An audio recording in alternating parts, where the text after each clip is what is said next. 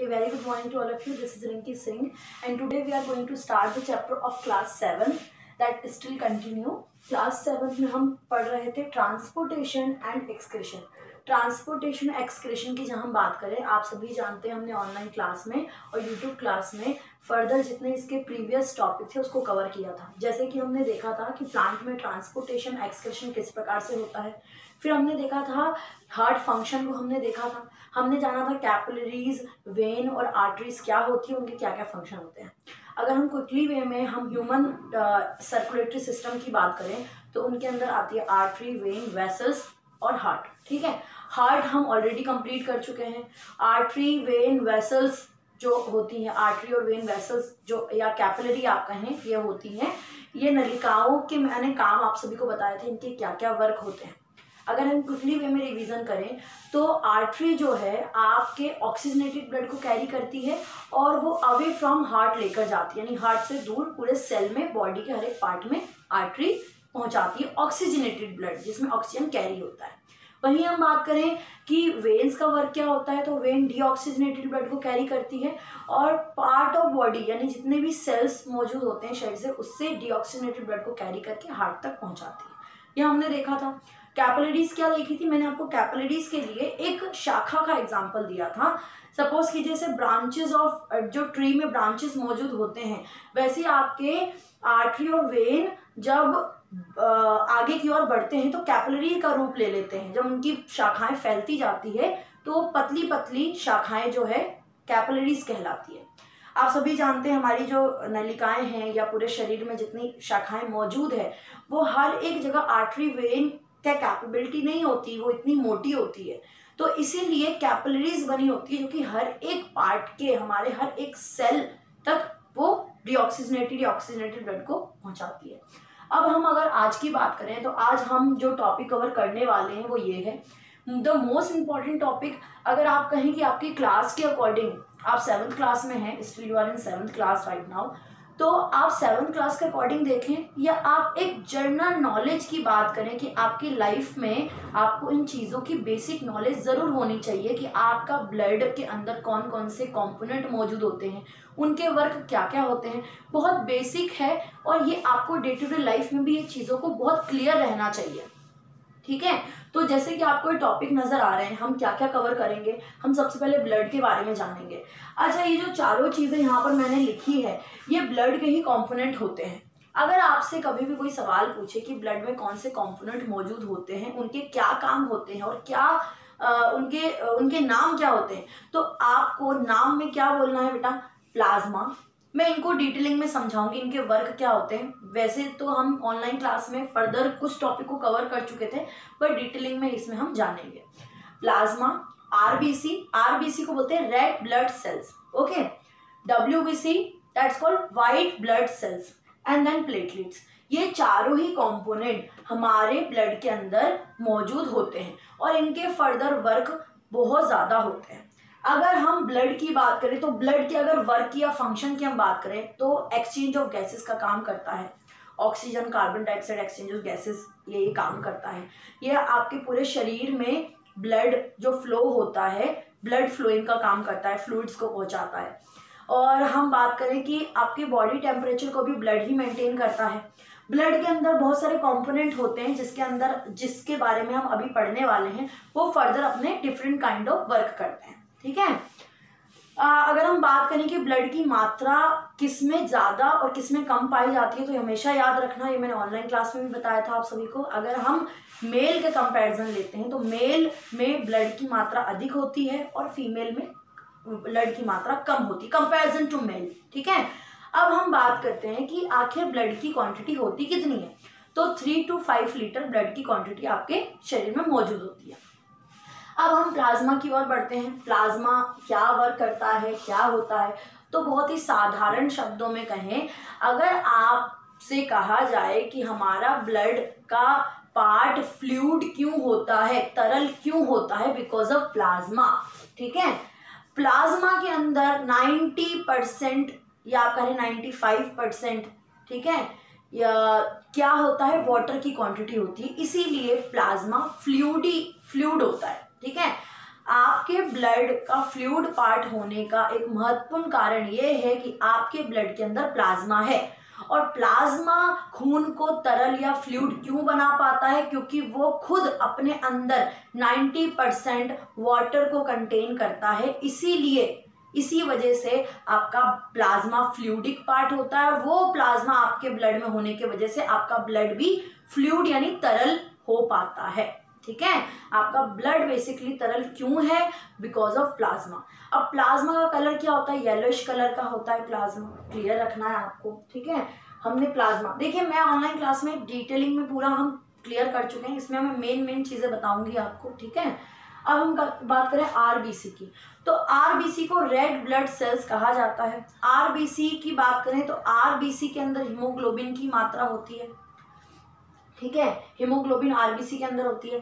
RBC का अगर structure देखें तो स्फेरिकल स्ट्रक्चर होता है, कुछ इस प्रकार का स्ट्रक्चर होता है, डिस्क लाइक स्ट्रक्चर होता है, ऐसा आरबीसी का स्ट्रक्चर होता है।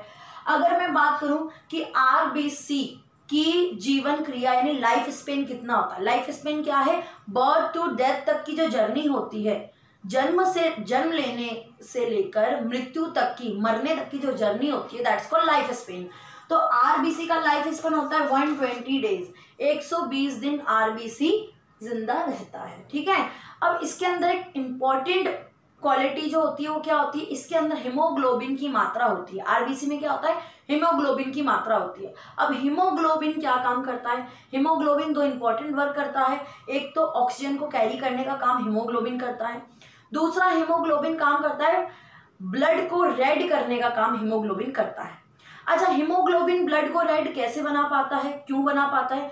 क्योंकि हीमोग्लोबिन के अंदर आयरन की मात्रा अधिक प्राप्त मात्रा में मौजूद होती है, इसलिए हीमोग्लोबिन ब्लड को रेड बनाने का काम करता है और ऑक्सीजन को कैरी करता है। टू बी वेरी क्लियर, ध्यान रखना इंपॉर्टेंट क्या है। इंपॉर्टेंट इसमें ये है कि आरबीसी आपके जो आरबीसी की जो लाइफ स्पेन होती है वो 120 डेज होती है। आरबीसी डिस्क लाइक स्ट्रक्चर होता है, स्फेरिकल स्ट्रक्चर की तरह होता है। आरबीसी के अंदर हीमोग्लोबिन होता है जिसके दो इंपॉर्टेंट वर्क होते हैं, एक होता है ऑक्सीजन को कैरी करना, दूसरा होता है ब्लड को रेड करना। अच्छा, हीमोग्लोबिन, तो हीमोग्लोबिन होता है वो ब्लड को रेड क्यों कर पाता है? क्योंकि हीमोग्लोबिन के अंदर आयरन की मात्रा मौजूद होती है। ये हमने बात कर ली आरबीसी की। अब बात करें डब्ल्यूबीसी। डब्ल्यूबीसी एक इंपॉर्टेंट वर्क करता है, इम्यून सिस्टम को स्ट्रॉन्ग करने का काम करता है, या आप दूसरे शब्दों में कहें तो वो जर्म्स और बैक्टीरिया जितने होते हैं उनको फाइट करने का काम करता है। अब देखिए, आप दिन भर में कितने सारे अलग अलग काम करते हैं, उसमें ये तो नहीं है कि आपके शरीर में किसी भी तरह से एक या दो बैक्टीरिया या जर्म्स वगैरह मौजूद हो गए और आप एकदम से बीमार पड़ गए। नहीं, ऐसा नहीं होता। तो ऐसा क्यों नहीं होता? क्योंकि हमारे डब्ल्यूबीसी जो होता है इसको वाइट ब्लड सेल्स कहा जाता है। डब्ल्यूबीसी क्या काम करता है? आपके जितने भी बैक्टीरिया या इन्फेक्शन डिसीज होता है उससे फाइट करता है, उससे लड़ता है, और इसके ही वजह से आप जल्दी बीमार नहीं पड़ते हैं। ये होता है डब्ल्यूबीसी का काम। अच्छा, डब्ल्यूबीसी की अधिकता हो जाने से और डब्ल्यूबीसी की कमता हो जाने से कौन कौन सी दो डिसीज होती है? तो ल्यूकोपेनिया होती है और ल्यूकोसाइटोसिस होती है। दो तरह की बीमारियां आपको हो जाती है। अब हम बात करते हैं प्लेटलेट की। तो प्लेटलेट क्या काम करता है? देखिए, सबसे इंपॉर्टेंट चीज कि अगर प्लेटलेट नहीं होगा शरीर में तो आखिर क्या होगा, ये सवाल आता है। तो प्लेटलेट नहीं होगा तो क्या हो सकता है? देखो बेटा, आपको कहीं भी चोट लग जाती है, कहीं भी चोट लगती है, तो उस दौरान हम क्या देखते हैं कि कुछ समय के बाद क्या होता है, वो खून हम बंद हो जाता है, अपने आप हो जाता है, और उसके ऊपर कुछ ब्राउन कलर का ब्लड क्लॉटिंग या खून का धक्का लग जाता है। वो क्या होता है? वो प्लेटलेट की वजह से होता है। अगर प्लेटलेट की मात्रा शरीर में नहीं होगी तो हमारा खून तब तक निकलते रहेगा, तब तक निकलते रहेगा जब तक एक इंसान मर नहीं जाता। ठीक है, क्योंकि ब्लड क्लॉटिंग होगा ही नहीं, खून का धक्का लगेगा ही नहीं। खून का धक्का या ब्लड क्लॉट ना होने से वो खून फ्लुएंसी में निकलते रहेगा। ठीक है, ब्लड क्लॉट क्या करता है? बेसिकली ब्लड क्लॉट खून का धक्का बनाने का, यानी ब्लड क्लॉटिंग करने का काम करता है। ठीक है, एक जमाव पैदा करता है, एक्यूमुलेशन करता है। ठीक है, तो ब्लड क्लॉटिंग का इंपॉर्टेंट वर्क है ब्लड क्लॉट करना, दैट मीन्स प्लेटलेट का इंपॉर्टेंट वर्क है ब्लड क्लॉट करने का काम करता है। ठीक है, अब हम लिम्फेटिक सिस्टम की बात करते हैं। देखो लिम्फेटिक सिस्टम में कई बार देखा गया है कि बहुत ज़्यादा कंफ्यूजन हो जाती है बच्चों को, तो बहुत इजी वे में साधारण शब्दों में समझना है। आप जब सीनियर क्लासेस में जाओगे तो इसमें बहुत ज़्यादा डिटेलिंग होती है, बट मैं आपको आपकी क्लास के अकॉर्डिंग बहुत ईजी तरीके से समझाऊंगी।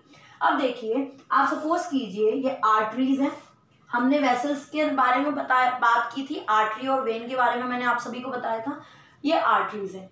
आर्टरीज क्या है, आर्ट्रियोल में कन्वर्ट होती है, देन वो क्या बनती है, कैपिलरीज बन जाती है। तो ये कैपिलरीज, ये शाखाएं जिस तरीके की उसमें बन जाती है, ये कैपिलरीज हो जाती है। मतलब वो ज्यादा फर्दर जब डिवाइड होने लगती है वो कैपिलरीज हो जाती है। पतली पतली आप कहें नलिकाएं, वो कैपिलरीज कहलाती है।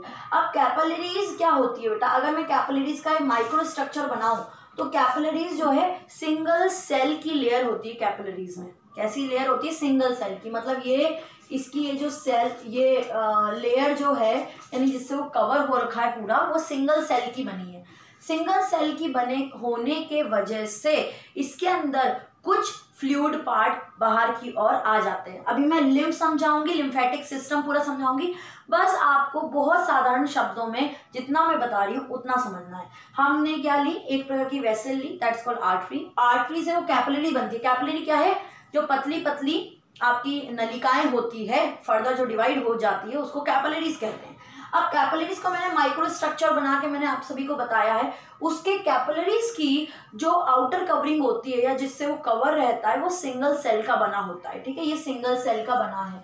तो सिंगल सेल का बने होने के वजह से ये क्या होता है, परमेबल नहीं होता ज्यादा। अब होगा क्या कि यहाँ से जब ये ब्लड की मात्रा में इसमें बहुत तेजी से फ्लोएंस में रहती है, ये याद रखना, बहुत तेजी से फ्लो होती है। तो जब ब्लड यहाँ से जाता है तो कुछ ब्लड की मात्रा बाहर की ओर निकल जाती है। क्या ब्लड की मात्रा नहीं बोल सकते आप, क्योंकि ब्लड में तो बहुत सारे कंपोनेंट ऑलरेडी मौजूद होते हैं, बट कुछ फ्लूइड पार्ट बाहर निकल जाता है। फ्लूइड पार्ट में कौन कौन सी चीजें आ सकती है, फैट मॉलिक्यूल्स हो सकते हैं, प्रोटीन की मात्रा हो सकती है, ठीक है, ये कुछ, या एक्सक्रेशन हो सकता है, गैसेस हो सकती है। तो कुछ प्रकार की चीजें जो हैं, कुछ फ्लूइड पार्ट बाहर की ओर निकल जाता है। स्पेस, जो स्पेस होता है, ये सपोज कीजिए यहाँ आपका स्पेस है, ये स्पेस में कुछ फ्लूइड पार्ट क्या होगा, बाहर की ओर निकल जाएगा, और वो ही फ्लूइड पार्ट लिम्फ कहलाता है। अब आप सोचेंगे मैम लिम्फ में और ब्लड में अंतर क्या है, ब्लड ही तो निकला है, लेकिन रेड ब्लड सेल्स बाहर नहीं निकलता, ध्यान रखना। बाहर हम इसको ये नहीं बोल सकते इसमें से ब्लड बाहर निकला है, नहीं, इसमें से कुछ फ्लूइड पार्ट बाहर निकला है, जिसके अंदर क्या क्या चीजें मौजूद है, फैट मॉलिक्यूल्स मौजूद है, आप बोले प्रोटीन मौजूद है, वाटर की क्वांटिटी मौजूद है, ठीक है, या गैसेस मौजूद है। कुछ इस प्रकार के मॉलिक्यूल्स जो है मौजूद होते हैं जो कि बाहर निकल जाते हैं, और ये बाहर निकले हुए फ्लूइड को ही लिम्फ कहा जाता है। अब ये लिम्फ क्या होगा, इसका क्या होगा, इसको देखो, जो चीज आप सपोज कीजिए यहाँ पे 20% है और 70% बाहर की ओर आपकी फ्लोएंसी में चला गया, मतलब 70% आगे की ओर निकल गया, 3% बाहर की ओर गया, सॉरी 3% बाहर की ओर आ गया है। तो इस 3% जो बाहर की ओर आया है उसको भी दोबारा ब्लड स्ट्रीम में जाना इंपॉर्टेंट है। तो अब होगा क्या, जो बाहर की ओर निकला है वो क्या है, लिम्फ है। तो इन्हीं लिम्फ को कैरी करने के लिए लिम्फेटिक सिस्टम या लिम्फ वेसल्स होती है। हमारे शरीर में जैसे ब्लड वेसल्स होती है, ब्लड नलिकाएं होती है, सेम उसी तरीके की लिम्फेटिक सिस्टम यानी लिम्फ का जाल आपके शरीर में मौजूद होता है। यहाँ से क्या होगा बेटा, लिम्फ वेसल्स मौजूद होती है, इनके फर्दर स्पेसिस में लिम्फ होती है। वो लिम्फ इन फ्लूइड को कैरी कर लेती है, ठीक है, और कैरी करके ब्लड स्ट्रीम में उसको ट्रांसपोर्ट कर देती है। टू बी वेरी क्लियर, ध्यान रखना है, करना क्या है, बोला क्या है मैंने। आप सपोज कीजिए नलिकाएं हैं, कंफ्यूज नहीं होना, नलिका है, नलिका का कुछ फ्लूइड पार्ट क्या हो गया, बाहर की ओर आ गया, fluid part, not blood, fluid part बाहर आया है, वो फ्लूइड पार्ट को लिम्फ कहते हैं। और उस लिम्फ को कौन कैरी कर लेता है, लिम्फेटिक वेसल्स या लिम्फिक वेसल्स जो है वो कैरी कर लेती है और ब्लड स्ट्रीम में दोबारा ट्रांसपोर्ट कर देती है, ठीक है। अच्छा, इसके अंदर ऐसा क्या होता है कि देखो, इसकी भी परत क्या है, वन लेयर से मिलके बनी है, सिंगल सेल की मिलके बनी है, और इसकी भी परत जो है सिंगल सेल के ही मिलके बनी होती है, लेकिन उसमें ओवरलैपिंग होता है। किस प्रकार से ओवरलैपिंग कैसी होता है, कुछ इस प्रकार से सेल उसके ओवरलैपिंग हो रहे होते हैं, ऐसे होते हैं। तो इसलिए वो फ्लूइड सिर्फ अंदर आ पाता है, बाहर की ओर नहीं जा पाता, इसलिए वो आराम से कैरी करके आगे की ओर बढ़ जाता है। आई होप आपको ये क्लास क्लियर होगी। अगर कोई डाउट होता है तो हम ऑनलाइन क्लास में इसको कवर करेंगे। I hope you like it. If you like it's video, so like, subscribe and share.